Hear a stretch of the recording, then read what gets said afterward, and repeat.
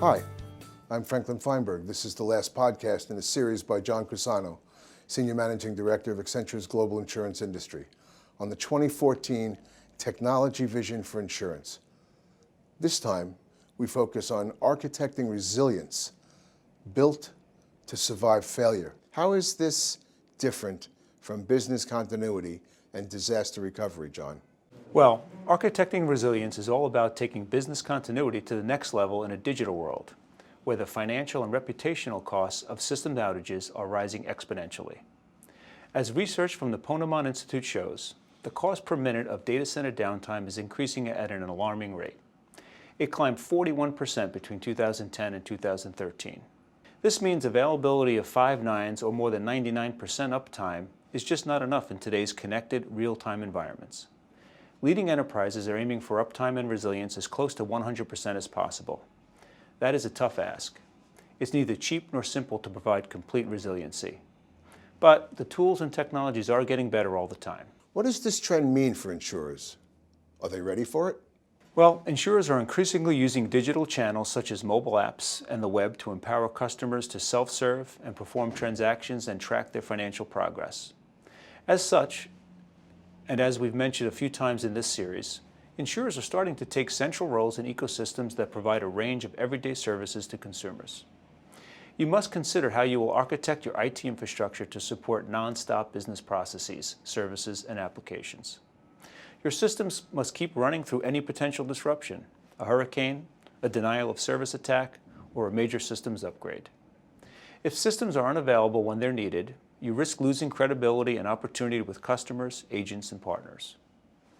One challenge is that many insurers still labor with legacy systems built for an age of batch processing, rather than one where unprecedented volumes of data and transactions need to be processed in close to real time. And the threats they need to manage are becoming more complex too. In what sense are these threats becoming more complex to manage? Well, addressing the demand for nonstop availability is far from simple. One complexity comes from the fact that business processes are becoming more and more interconnected all the time. So if one process breaks, if one application fails, it could bring the entire business down with it. The pace of business change means that we're changing these processes and systems all the time, which of course also increases the risk of bugs and glitches and outages.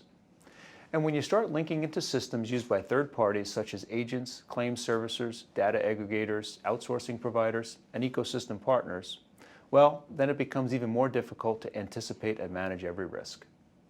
Into this mix, you can add cyber criminals, who are becoming more determined and sophisticated.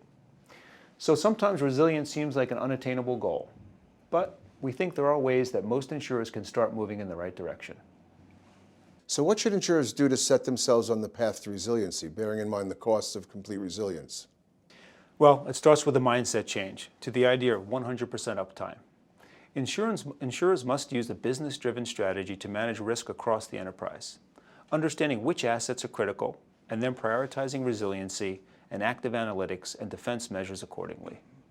You should take a pragmatic approach, phasing in resiliency over time as business risk and process economics dictate. The tools and methods to engineer for resilience, to design for an always-on operation, are available now, and they're improving all the time. These types of services make IT systems better able to withstand failure. At the same time, they can notify administrators of dysfunction, increase portability, and provide self-healing capabilities, features that circumvent the deficiencies of just a few years ago. By experimenting with these technologies and implementing them over time, you can start now to prepare for a not-too-distant future where your entire business is digital, cloud-based, and always on. Thank you, John. This wraps up the Technology Vision for Insurance series. To catch up on any podcast you've missed, visit the Accenture Insurance blog. And if you'd like to read the full report, go to www.accenture.com/insurance.